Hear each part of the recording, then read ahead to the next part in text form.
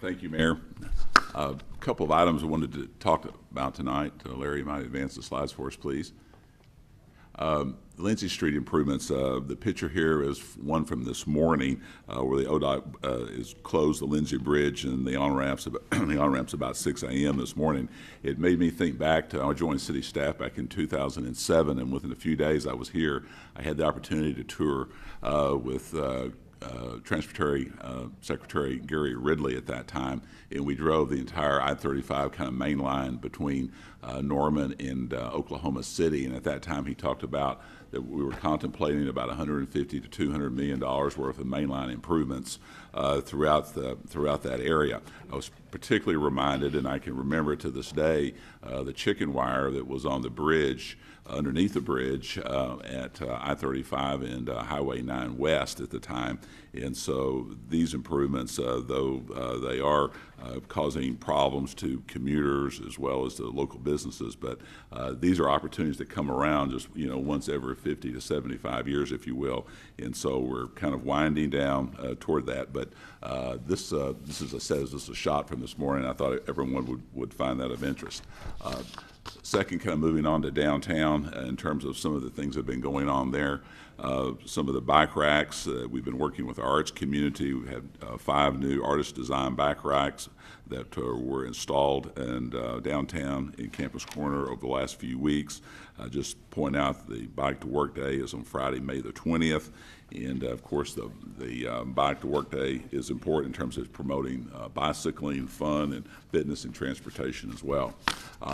As I said, I did not forget Chief King tonight, and wanted to have an opportunity to introduce him tonight as well. As he said, Chief King will begin in his new position tomorrow. He has worked his way through all the various ranks in the department, had 20 years of experience with our department. Frankly, he's been the incident commander on some of our largest emergencies, and those include the 2012 wildfire that burned approximately 9,000 acres in East Norman, as well as the tornadoes and the flooding of last May. And so we're really excited about him being promoted into that position, and I know he'll be very successful there. Also wanted a brief update in terms of Norman Ford. Our East and Central Library ad hoc committees will be meeting again on Monday, May the 9th at 5 p.m. and then again on Monday, May 23rd at 2 p.m.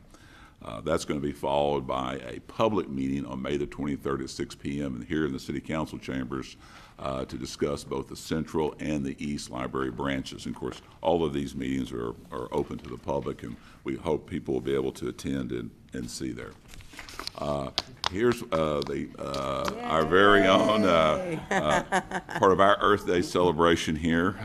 We had a record number of people participate, and that, as I said, that is our very own troubadours, and including Daniel Hofstadter from Sanitation, Chris Manley from our water treatment facility, our very own Anthony Francisco from Finance, and Angela Lombardo from Traffic, and Riff Hofstadter from Planning. And so I thought that was a little fun.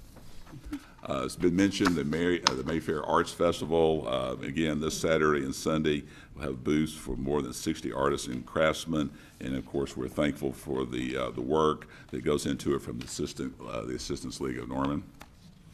On a more serious vein, the Zika virus, and we all continue to hear a lot of information about that. A number of years ago, it was West Nile virus, but we're hearing more and more in terms of the national news about the Zika virus.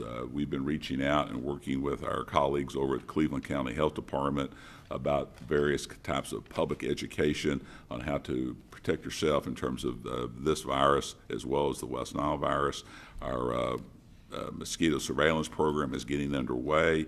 We'll begin monitoring the traps in May, and I think it's just important, as Councilmember Lane talked about, is our last day of spring cleanup is on the 29th, and I think it's important in terms of, as we're thinking about the virus and think about standing water, it's really important to take advantage, I think, of these opportunities that when spring cleanup comes, it's a way to get rid of things that need to be discarded, and particularly things that collect standing water, and that's obviously where mosquitoes breed. one of the things I just want to remind people that if you happen to miss over the last few weeks your designated weekend for your spring cleanup, you can take those same materials to the transfer station this Saturday, and with proof of dormant residency, you can have those things discarded for and taken for free. So if you did miss that over the last few weeks, this Saturday is kind of the final makeup, if you will, for that opportunity. And then finally, our emergency preparedness system, the Blackboard Connect system, we tested that tonight. We reached out and contacted about 30,000 landlines, as well as other people who had signed up for mobile connections or mobile alerts as well, and text alerts, and it appears that that went very successful tonight. So very good, very good, very good. Yep. And thank you, Mayor. That's all I have for this evening.